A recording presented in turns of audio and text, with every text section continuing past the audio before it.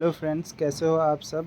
इस वीडियो में हम जिक्र करेंगे जेम एरोमेटिक्स आईपीओ के बारे में, जो कि एक नया मेन बोर्ड आईपीओ है जो कि 19 से 21 अगस्त के बीच में ओपन होने जा रहा है। और ये अच्छा आईपीओ दिख रहा है जिसमें हम अप्लाई करने के बारे में सोच सकते हैं। तो आइए इसके डिटेल्स के बारे में चलते हैं, बेसिकली ये क्या काम करती है।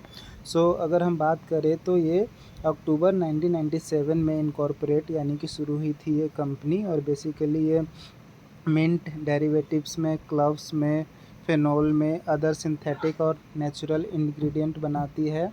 और कॉस्मेटिक से रिलेटेड, फार्मास्यूटिकल से रिलेटेड, वेलनेस से रिलेटेड, पेन मैनेजमेंट और पर्सनल केयर में ये काम करती है। बेसिकली इसके डेटा को देखो तो ये काफ़ी ही कंट्रीज़ में ऑपरेट करती है, जिसके कस्टमर 225 कस्टमर से ज़्यादा है और 44 इंटरनेशनल कस्टमर्स है अक्रॉस 18 कंट्रीज़ में, जिसमें कि अमेरिका, एशिया, अफ्रीका, ऑस्ट्रेलिया। यानी कि इसका बिज़नेस काफ़ी फैला हुआ है और ये काफ़ी पुरानी कंपनी भी है इस सेगमेंट में। अब हम बात कर लेते हैं आईपीओ डिटेल्स के बारे में। तो जैसा कि मैंने बताया कि आईपीओ का डेट है 19 से 21 अगस्त के बीच में। फेस वैल्यू 2 पर आ रहा है। अगर प्राइस इशू की बात करें तो 325 शेयर पर शेयर के लॉट से हमें अप्लाई करना पड़ेगा, यानी कि जो अपर प्राइस बैंड है 325 है जिससे हमें अप्लाई करना पड़ेगा। लॉट साइज़ 46 शेयर्स है, यानी कि हमें ये आईपीओ मिलता है तो 46 शेयर मिलेगा रिटेल कैटेगरी में। इसमें फ्रेश इशू और ऑफ़र फॉर सेल दोनों हैं।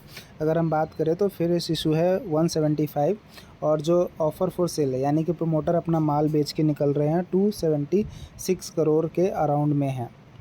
ये एनएसई बीएसई दोनों पे ही लिस्ट होगी, ठीक है। और अगर हम बात करें रिजर्वेशन की तो रिटेलर्स के लिए 35% टोटल आईपीओ साइज़ का रिज़र्व है, यानी कि इसमें रिटेलर्स के भी अच्छे पोर्शन रखे गए हैं। क्यूआईबी का 50 है और एनआईआईज़ के लिए 15% का कोटा रखा गया है। हम बात कर ही चुके हैं कि इसकी जो ओपनिंग डेट है 19 है और क्लोजिंग डेट है 21 अगस्त है। अलॉटमेंट आ जाएगी 22 को और रिफ़ंड आ जाएगा 25 को। लिस्टिंग हो जाएगी 26 अगस्त को। आगे हम बात करें तो जो इसके टाइमलाइंस है वो हम ऑलरेडी डिसाइड कर चुके हैं। यूपीए मैंडेट को आप 21 अगस्त की 5 बजे तक को ही लगा सकते हो।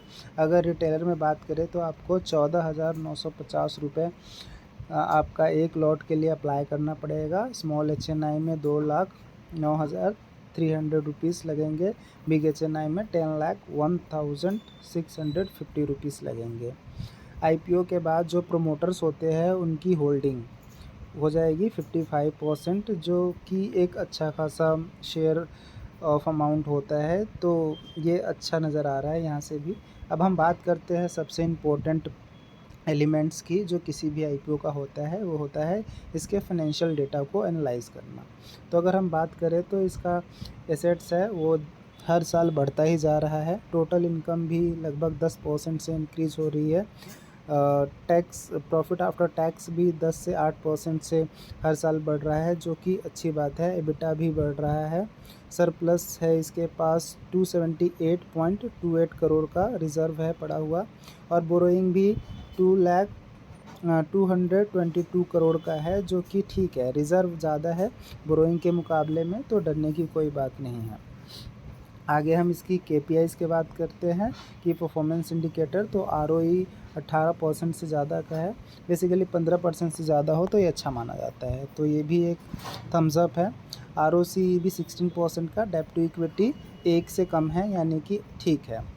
रिटर्न ऑन नेटवर्थ भी 18% का है। पैट मार्जिन भी 10% का है।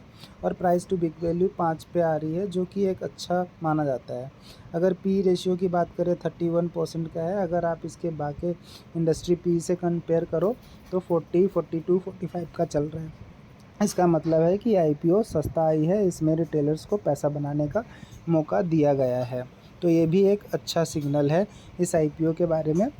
और एक चीज़ मैं और आपको बताना चाहूँगा कि जब मैं इसका डीआरएसपी पढ़ रहा था तो इसमें मैंने पाया कि इसके जो कस्टमर है वहाँ वो वर्सेटाइल है, बटे हुए हैं, जिससे कि इनके प्रॉफिट्स आ रहे हैं, वो एक अच्छी बात है। और एक और चीज़ देखने को मिली इसमें ये थी कि कुछ एक ऐसे क्लाइंट्स हैं इनके जहाँ से बहुत ज़्यादा इनका ट्रांजैक्शंस होता है। बेसिकली अगर वो इनके जो एजेंट्स है या क्लाइंट्स है वो ख़राब हो जाए तो कल को इनको दिक्कत आ सकती है। सो ओवरऑल ये अच्छा लग रहा है। बाकी इसका सब्सक्रिप्शन क्या आता है, QIB का पार्टिसिपेशन क्या रहता है, इसकी GMP तो अभी 10 to 15% के अराउंड में बता रही है, जो है कि एक हेल्दी GMP होता है। बट GMP आपको पता है कि वो मैनिपुलेट भी हो सकते हैं। तो GMP के भरोसे हम लोग नहीं रहेंगे, हम लोग थर्ड डे देखेंगे। अभी बहुत टाइम है बेसिकली, तो थर्ड डे को देख के ही हम अप्लाई करेंगे। सो आप सजेस्ट कीजिएगा कि अगर मैंने पॉइंट मिस किया तो मैं उसको इंक्लूड करूं। सो आज के लिए बस इतना ही। Thank you friends, have a nice day.